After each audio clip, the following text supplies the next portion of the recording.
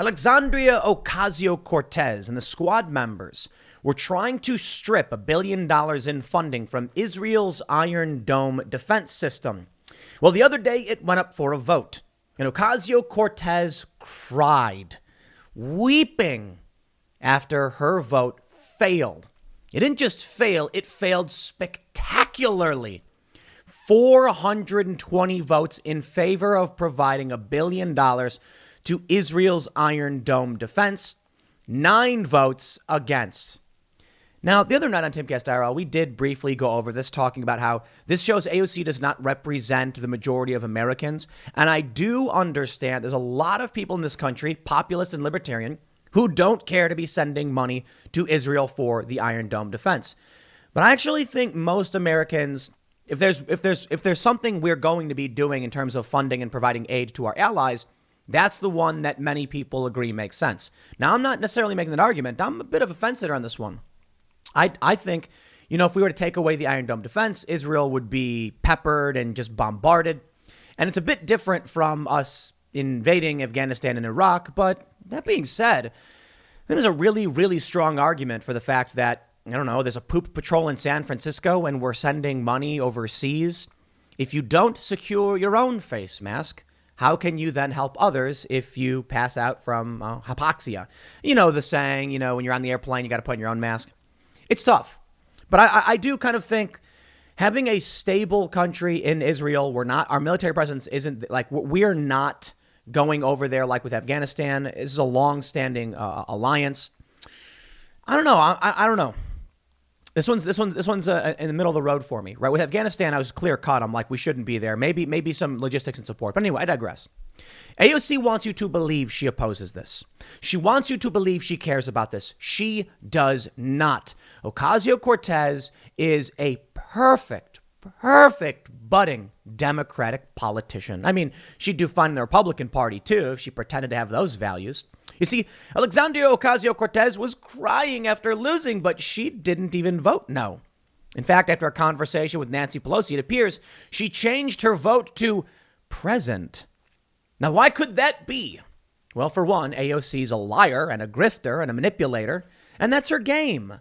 Look, she was a bartender. She got elected to Congress, and I can respect that.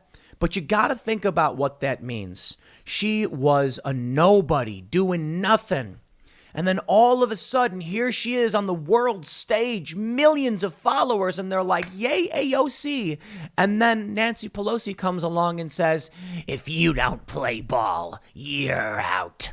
And AOC went, please, this is the only thing I have. I'll do anything you say. And there you go. So you watch Nancy Pelosi go up to Ocasio-Cortez, wave her arm. I'm not kidding. It's literally a C-SPAN video. And she's like waving her arms around and doing this. And then AOC changes her vote to present. Why would she do that? I imagine it like, Nancy Pelosi is standing there in Congress, and then the squad is like, we're going to strip funding for the Iron Dome. And AOC says, wait, hold on. Don't go up against Nancy Pelosi. I need her. And then they're like, she's too dangerous to be allowed to control the House. And then Ocasio-Cortez says, no. And then drops to her knees and says, I will do anything you say to Nancy Pelosi, who tells her to vote present. I'm not saying that. I literally know that Nancy Pelosi told her to. The speculation is that Ocasio-Cortez has political ambitions. She wants to run for the Senate and challenge Chuck Schumer. So she is going to be the perfect slimeball, manipulative liar who would come out and say she opposes funding for the Iron Dome. I can certainly respect the libertarian argument in that capacity, and then not actually stand against it at all because her principles be damned. I mean, she's got a political career to think about. Heaven forbid she have to be a bartender again. But let's be real. If AOC did get voted out of Congress, or if they took her district away, she'd do a book tour. She'd be on a TV show or something like that. She'd make money off YouTube or Instagram. But I think at this point, what's happened is AOC has become too popular. And so the Democratic establishment is not going to let her go. So I don't think AOC is at risk of being pushed out by the Democratic establishment. No, I think they're like, we own you and you will do as you're told. Otherwise, it's back to the bar for you, which I don't think is possible. Because if AOC were to leave, it would cause devastation to the Democratic Party. And they need some semblance of unity, right? Here's the story from The Independent. AOC, and they put, I love this. They put CRIES in quotes. Yes, I also agree she was faking it. AOC cries after Democrats thwart squad attempt to defund Israel's Iron Dome. Alexandria Ocasio-Cortez appeared to cry on the House floor after breaking with her fellow squad members in a vote to fund Israel's Iron Dome. The bill passed with a 420-9 bipartisan majority despite the squad's efforts. Led by Ms. Ocasio-Cortez, to nudge forward its agenda of withholding military aid to Israel. Perhaps she really did cry. And perhaps this is the moment her soul was finally shattered by the by the establishment, not Wall Street, by the K Street beast. I remember when AOC first got elected. I think it was actually before she was officially elected. It was after a primary. She did this interview where she had said something like Israel's an apartheid state or something like that. And then she was asked to clarify, what does that mean? What are you saying about Israel? And then AOC was like, actually, I don't know. A lot of people on the left said, there it is. She gets elected and here she goes, warming up to Israel because it's not a popular position in this country. I'm gonna tell you this. Look, I think there's a lot of populists and libertarians who don't want us providing funding to any foreign country, especially when we're in this level of trouble. But I think it's fair to say there's a large portion of Americans who are in favor of providing support to Israel, considering what goes on with the Israel-Palestine conflict. I also think there's a large portion of Americans who are not happy with the conflict, but the Iron Dome isn't a drone strike system. It is not a military occupation. It is, hey, don't shoot missiles into our allies' country, and we help them with funding. I think regular Americans, they're not isolationist. They know that we have allies. They know we provide funding and support for our allies overseas. I just think I should probably look at the polls to get a better view of this, but it's been fairly, I think this is viewed as popular, right? I'm not saying it's right. I'm not saying it's right. Not at all. But I also think that this is a particularly tough wedge issue when it comes to Israel and Palestine, that you get such fervent zealotry over this. I can certainly take a look at, our the busted up water pipes we have throughout the country. Flint was the big story. I think they fixed that. Some people said they didn't. I don't even know. People just say some, different things and you have no idea what's going on. Yeah, we could take that money and we could fix up America's roads and infrastructure. And we have to ask ourselves, why it is that we send money to all these countries. But I'm gonna give you my thoughts. I'm gonna say it candidly, and then we'll read more. Look, there's a big difference between Pakistani gender studies, military intervention in foreign countries like Afghanistan, where we have a hard presence over 20 years, and we have an ally. Japan is an ally. We provide funding. South Korea is an ally. We provide funding. Now, there are good questions about reviewing all of that funding we give to them, absolutely, including Israel's Iron Dome, but it's just not the same. I don't know. I'm open to have a discussion about it, to be completely honest, but I'm not an isolationist, and I'm anti-intervention, but I'm not opposed to having allies around the world. And some people I know are absolutely isolationists. It's not me. I just don't see it. Check us out. The squad earlier this week leveraged the urgency of raising the debt limit to withdraw $1 billion in funding for the missile defense system from the Democrats' earlier spending bill. But instead of standing by her opposition in Thursday's vote, Ms. Ocasio-Cortez changed her vote to present at the last minute. Now, why would she do that? Look, I'll tell you this. I'm willing to bet that AOC was like, I vote no. And then they go, bravo, AOC. I changed my vote to present. So she can get that show. Instead, she changed her vote to present. Her tears were slammed as theater, and bad theater at that, by critics like Meghan McCain in response to the moment being reported by journalist Jake Sherman. AOC seems distraught. She's in the middle of the House floor wiping away tears, crying into her colleague's shoulder. She is a con artist. Okay? We are in the influencer era. A disgusting, just awful, what's the putrescent, just disgusting corpse-like rot. What's that word? I can't think of that word. There's a word for like the stuff that comes out of a dead body. It's I look at AOC and what do I see is a lich, an undead, corrupt.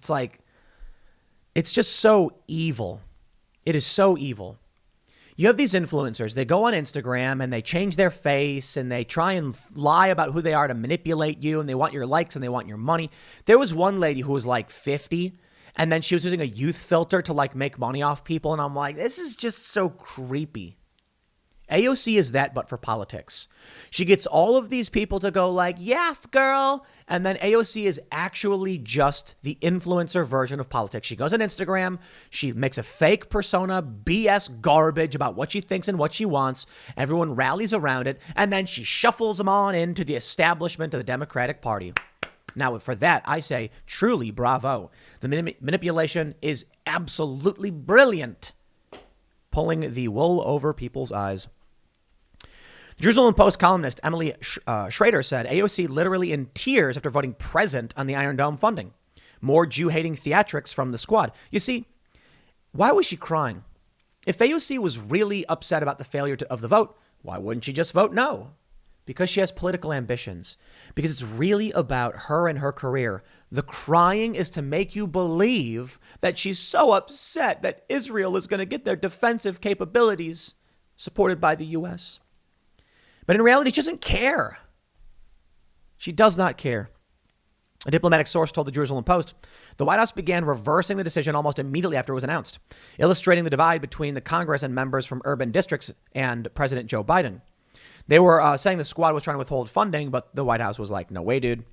That divide widened with heated exchanges on the House floor as moderate Democrat Ted Deutsch of Florida directing a tirade at Ms. Tlaib, who labeled Israel an apartheid state. Quote, I cannot allow one of my colleagues to stand on the floor of the House of Representatives and label the Jewish Democratic State of Israel an apartheid state, Mr. Deutsch said on Thursday. I reject it. When there is no place on the map for one Jewish state, that's anti-Semitism, and I reject that. Let me just say, I've been in Tel Aviv. It's secular and urban. It's like urban liberal. It's amazing. I've been to Morocco. I've been to Egypt. And you go to these countries. I've been to Turkey. Wow. All I can really say is in Tel Aviv, it was like New York. I mean, obviously there's differences. You speak Hebrew. Pretty sure it's Hebrew. And I'm not an expert on Israel by any stretch of the imagination. But I walked around and women were doing, gender equality stuff. Like they were just doing same old stuff you'd see in any other city. And there were malls and there was music. And then I went to Egypt and it wasn't the case. Women were being abused in the streets. And I went to Morocco and it wasn't the case. Women, not the same as Egypt, mind you, but women had a very specific role. Israel is a secular state in the middle of a theocratic region. And so that's just something I want to point out. They act like Israel is the theocratic fascistic state, when in reality, I'm sorry. I mean, you don't got to like the conflict. You don't got to support their actions. I think certainly Israel crosses the line a lot. But there's a big difference between a secular democratic state and theocracy in these other countries. Let me show you what's going on with some of these people. We'll talk about ambitions. Kyle Kalinske is the progressive YouTuber and personality, posting a video where it shows Nancy Pelosi talking with Ocasio-Cortez, who then at the last minute changes her vote to present. And Kyle Kalinske says, completely cucked. Yes, many on the left, I believe, recognize that AOC is playing a dirty game. Calling her out, respect. Absolutely respect Kyle for this. And I'm not saying I'm surprised by that. I think Kyle's a good dude, just for the record. And I think there are a lot of people on the left who are recognizing that AOC is a scumbag.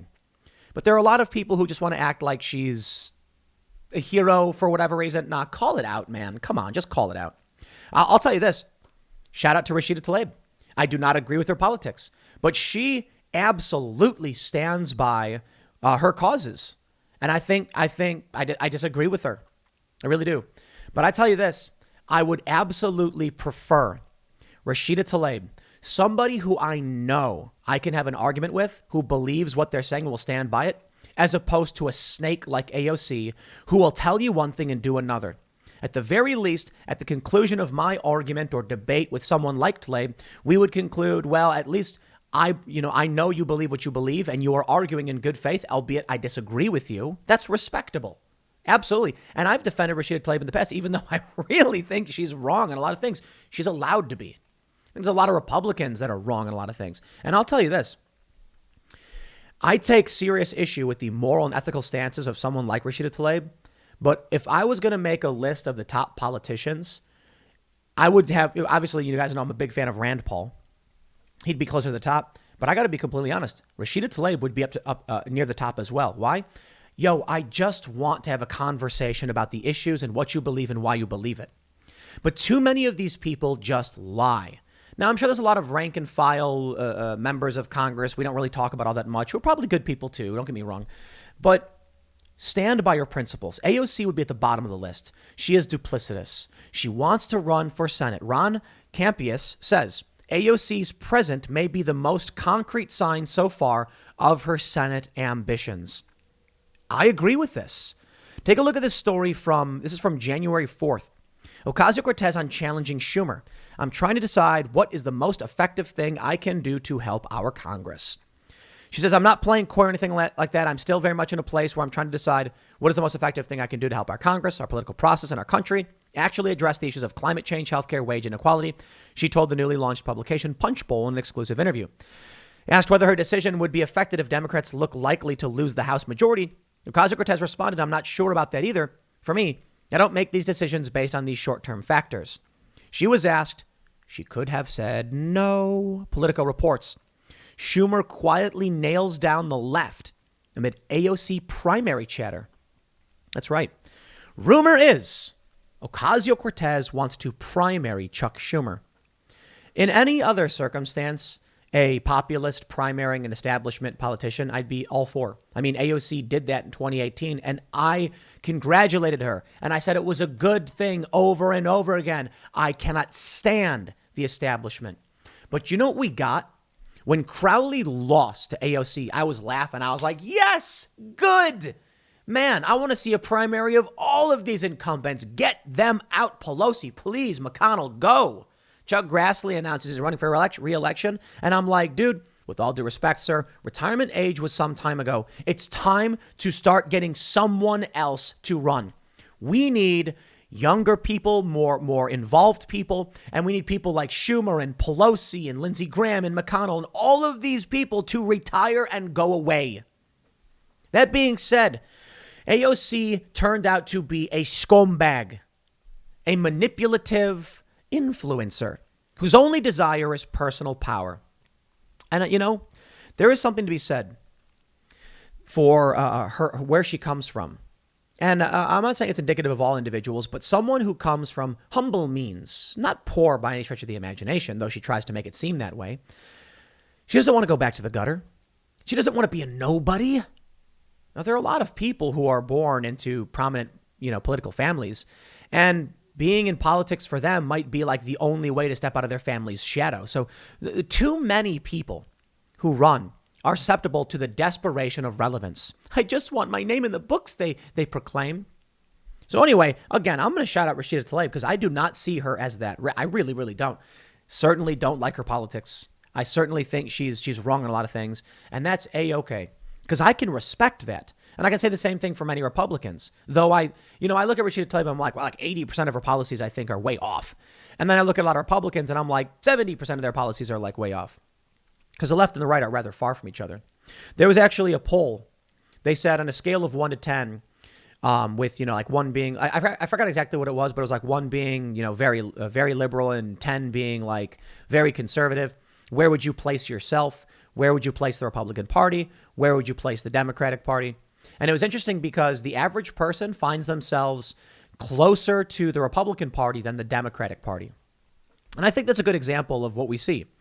I want politicians who believe what they believe, who stand on principle, and we can have a good faith debate with. And then maybe in the end, if Rashida Tlaib makes her argument and her argument works for more people and they say, you know what, we're going to go with her on this one, I'll be like, well, we had a good conversation and it didn't pan out. And then someone like AOC is the person who's sitting there being like, I got snake oil for sale. I'll give you everything you've ever wanted. And then they just sell you out. They sell you out. And this is what she wants. AOC's whole game is getting, I shouldn't say, but I think she's trying to get in the Senate.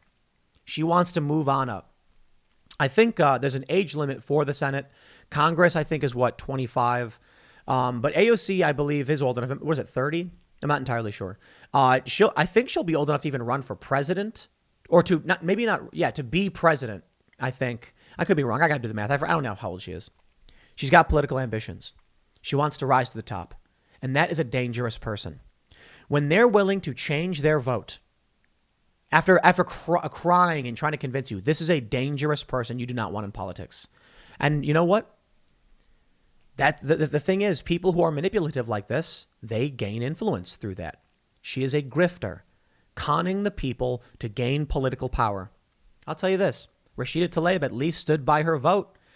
Bad vote, but I can respect that 100%. AOC, I can't. I think that she's going to lie, cheat, and steal her way to the top. And then it's going to be, I really do think she's going to rise in politics. She represents this fringe faction, but she has a lot of followers. They're falling in line behind her. When Nancy Pelosi goes, AOC is going to be right there, and she's playing ball, man. That's what you got to understand. When they say, if you want this, you got to play ball, she goes, you got it. Don't worry, I'll pretend to cry, and everyone will believe me, right? Right. You got to watch out for these people, man. I'll leave it there. Next segment's coming up at 1 p.m. on this channel. Thanks for hanging out.